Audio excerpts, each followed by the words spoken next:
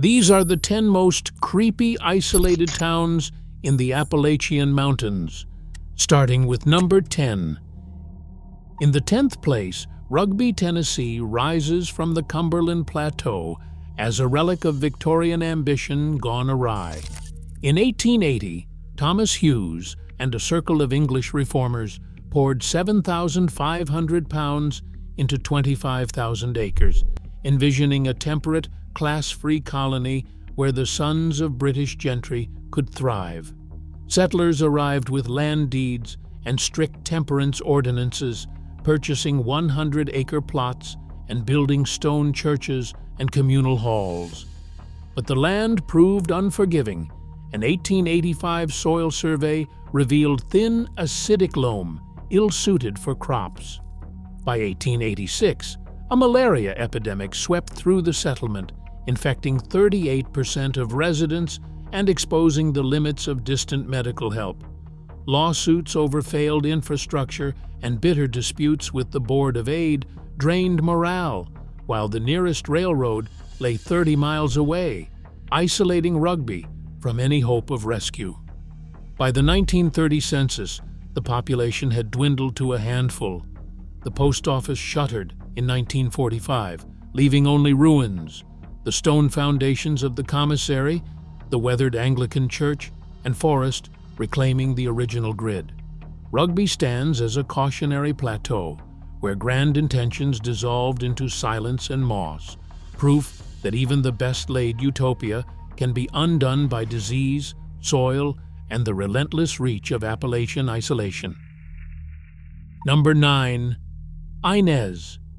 Kentucky stands as a stark reminder of how national attention can flicker and fade, leaving a community stranded in its wake. Built around a timber mill in 1910 and later buoyed by a modest coal seam, Inez reached its peak in 1945 with a population of 1,200. The town's defining moment came on October 12, 1964, when President Lyndon B. Johnson arrived, delivering his War on Poverty speech from the porch of W.A. Morris's house. For a brief moment, Inez became the face of America's promise to lift its most isolated citizens. Federal cameras rolled, new roads were promised, and the world watched as Johnson declared, "These are the faces of Appalachia's forgotten." Yet when the timber mill shut down in 1968 and the coal seams played out, the spotlight vanished. By 1991, the last resident locked the door behind them, and Inez slipped back into silence. Its story reveals the fragility of top-down interventions in the mountains, a place where federal ambition briefly interrupted the steady erosion of opportunity, but could not reverse it. The echoes of that porch speech linger, but so does the emptiness that followed. 8th place, Elkmont, Tennessee captures a strange duality. Once a bustling logging hub, later a retreat for Knoxville's elite, and now a ghost village reclaimed by the forest. The Little River Lumber Company laid out Elkmont in 1908, carving a railroad through the Smokies to move timber out and workers in. As the timber faded, a new chapter began. By 1910, the Appalachian Club opened its doors, soon joined by the Wonderland Hotel in 1915. For a generation, summer cottages filled with laughter, dances, and the glow of kerosene lamps, while the trolley line brought city dwellers seeking refuge from the heat. But the very landscape that drew visitors also sealed the town's fate. In 1934, the creation of Great Smoky Mountains National Park set in motion a gradual buyout. Cabins and hotels were sold to the government, with only temporary leases granted to owners. By 1994, the last resident surrendered the keys and nature moved in. Today, just 17 cabins and the skeleton of the old clubhouse remain, their porches sagging under moss and shadow. Elkmont's layered abandonment, industrial, then recreational, then total, leaves behind a silence that feels deliberate, each era etched into the wood and stone as the forest slowly takes back what was borrowed. The glamour of its resort years lingers as a ghostly echo, making Elkmont's isolation feel both recent and impossibly remote. Number 7. Cass, West Virginia, rises from a bend in the Greenbrier River as a preserved memory of industrial ambition and engineered seclusion. Founded in 1902 by the West Virginia Pulp and Paper Company, Cass was meticulously laid out as a company town driven by the power of the river itself, its hydroelectric plant fueling a pulp mill that once echoed day and night. By 1915, the population swelled to 1,500, with workers and their families filling a tight grid of clapboard houses, a school, a hospital, and a company store. The Cass Scenic Railroad carved its way through the mountains, hauling timber down steep grades and reinforcing the town's dependence on a single industry. As with so many Appalachian company towns, prosperity was fragile. When the mill closed in 1960, jobs vanished overnight, and the community's lifeblood drained away. Freight trains lingered for 2 more decades before the tracks fell silent in 1982. Yet, unlike many abandoned towns, Cass was not erased, but instead preserved, its depot restored, its railroad reborn as a living museum. In 2020, the National Park Service incorporated Cass into the New River Gorge National Park, ensuring public access to a place where isolation is now curated rather than endured. Cass stands apart as a town where conservation and memory intertwine, its quiet streets and the distant drip of water from old millworks offering a reminder. In the Appalachians, even engineered communities can become relics, their isolation preserved as both warning and invitation. Number 6. Nuttallburg, West Virginia, clings to the steep walls of the New River Gorge as a monument to industrial ambition abandoned in the wild. Founded in 1873 by English entrepreneur John Nuttall, the town quickly became a hub for coal extraction, its coke ovens and towering tipple feeding the relentless hunger of steel mills up and down the Ohio Valley. The arrival of the Chesapeake and Ohio Railway tied Nuttallburg to the outside world, but it was Henry Ford's intervention in 1915 that set the town apart. Ford acquired the mine as part of his experiment to control every part of the Model T supply chain, transforming Nuttallburg into a showcase of corporate efficiency. New housing, modern machinery, and strict oversight turned the settlement into a model coal town, briefly. When Ford walked away in 1922, frustrated by labor disputes and the limits of the gorge's geography, the corporate lifeline snapped. By 1938, rail service ceased and the population, once 400 strong, dwindled to nothing. What remains today are the rusted skeletons of industry, a 75-acre tipple, silent coke ovens, and the ghostly outlines of miners' homes, all listed on the National Register of Historic Places since 1998. Nuttallburg's eerie stillness is not just the product of time, but of a private sector vision that vanished almost overnight, leaving behind only metallic echoes in the shadow of the gorge. In the 5th place, Fontana Dam, North Carolina, stands as a monument to government power and the permanent erasure of Appalachian communities. Construction began in 1942, when the Tennessee Valley Authority seized land along the Little Tennessee River, displacing more than 30 families and submerging entire towns, Proctor, Judson, Bone Valley, beneath what would become Fontana Lake. The dam itself, completed on July 7, 1944, rose 480 feet, making it the tallest in the eastern United States and generating 10 megawatts of electricity to fuel the wartime aluminum industry.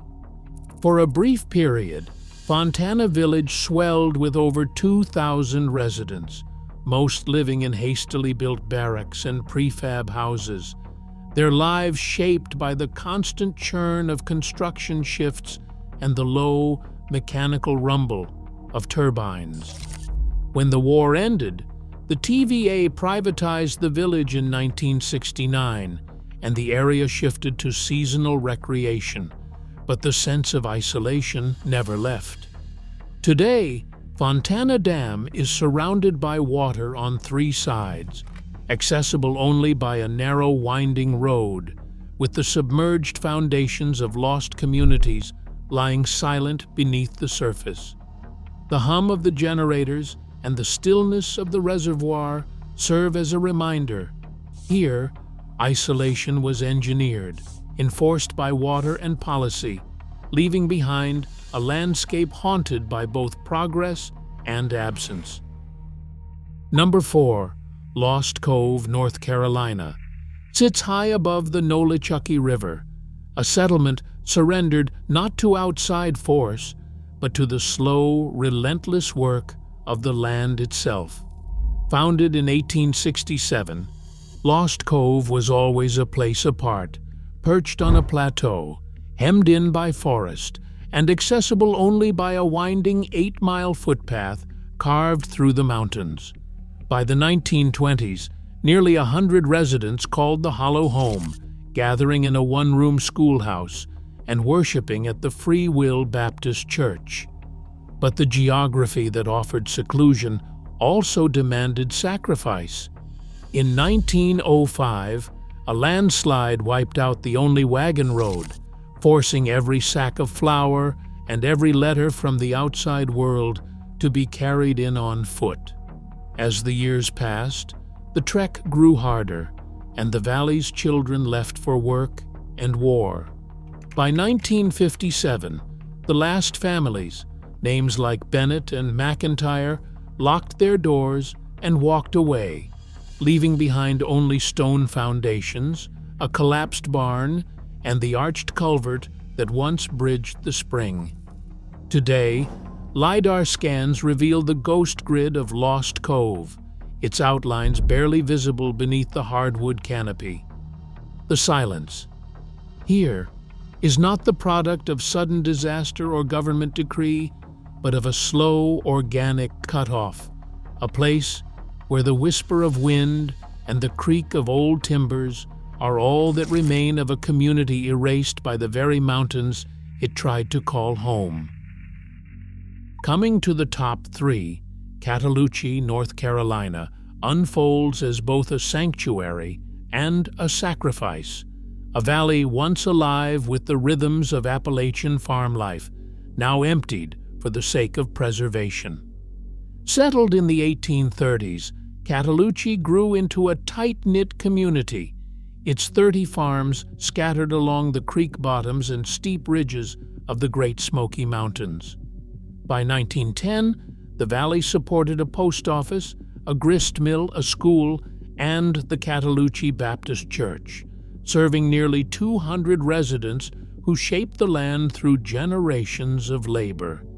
The sense of belonging here ran deep, with each homestead marking a chapter in the valley's story. That story changed in 1933, when the Civilian Conservation Corps began buying out property for the creation of Great Smoky Mountains National Park, Federal agents arrived with contracts and clipboards, offering compensation that rarely matched the value of a lifetime's work. Over the next decade, families packed their belongings, leaving behind not just their homes, but their ancestors' graves and the patterns of daily life that had defined the valley for over a century.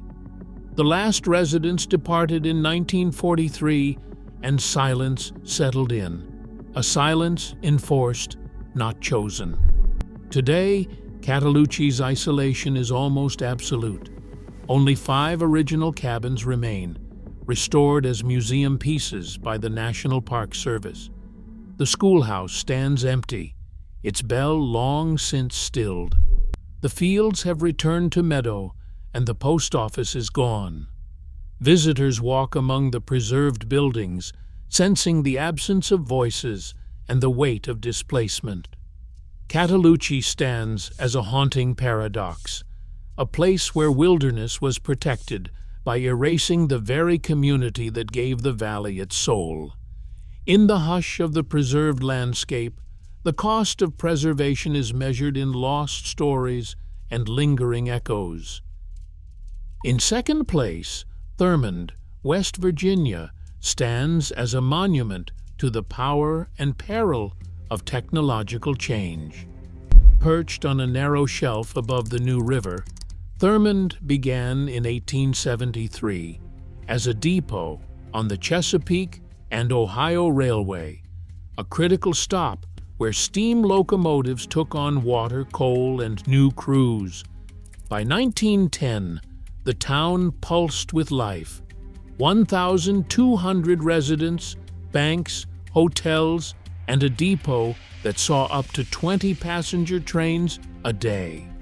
The Dunglin Hotel, built in 1905, was the crown jewel, hosting gamblers, railroad men, and coal barons in equal measure. For decades, Thurmond thrived as the beating heart of a rail-driven coal economy, its isolation broken only by the constant thunder of trains. But the very technology that built Thurmond also sealed its fate.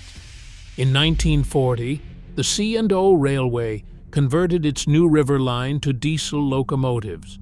No longer needing water stops, the trains rolled past without pause, and Thurmond's reason for existing evaporated almost overnight. Businesses shuttered, the Dunglin Hotel fell to fire, and by 1945, only a handful of residents remained. In 1995, the entire town was declared a National Historic Landmark. Its brick depot, hotel ruins, and silent Main Street now drawing nearly 200,000 visitors a year. Thurmond is not abandoned in the way of ghost towns swallowed by forest, nor is it deliberately preserved like a museum.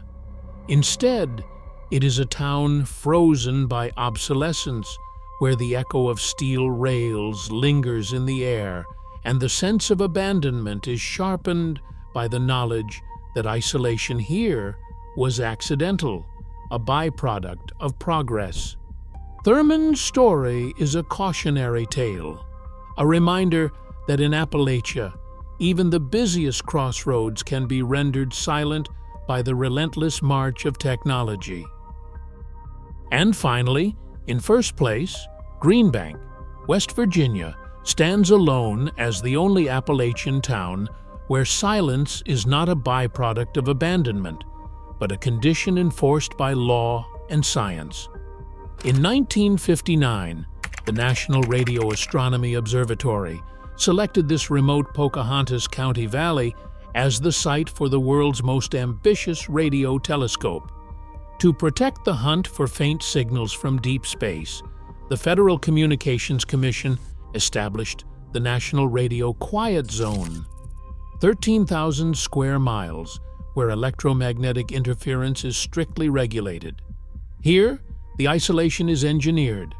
Residents must limit any radio transmissions to a single kilowatt, and even household appliances are scrutinized. Copper mesh sheaths the roofs, and homes are grounded like Faraday cages, reducing ambient radio noise to less than -100 decibels. Cell towers are forbidden, Wi-Fi is absent, and the hum of a microwave can trigger a visit from the Quiet Zone Enforcement Team. At its height, Green Bank housed 300 residents, mostly observatory staff and their families, living in a community designed for scientific silence. The town's post office shuttered in 2005, and by 2002, the last residential leases for non-scientist families were terminated to further reduce interference. Today, the Green Bank telescope looms above a landscape where even the airwaves are policed, and the only signals allowed are those that come from the cosmos. In a region shaped by forced removals, economic collapse, and the slow retreat of industry, Green Bank is the ultimate paradox, a place where isolation is not a curse, but a carefully guarded asset, where the quiet is so absolute that even the static of the modern world cannot intrude. This is the Appalachian silence, weaponized for discovery, a town haunted not by what was lost, but by what must never be heard. Across all 10 towns, one pattern stands out: isolation. Here is never just about geography. It's the result of ambition, upheaval, and choices echoing over generations. These Appalachian outposts aren't merely forgotten. They're monuments to dreams interrupted and communities reshaped by forces far beyond their control. Their silence tells us how quickly progress can leave people and whole places behind. Which story lingered with you? Let us know in the comments.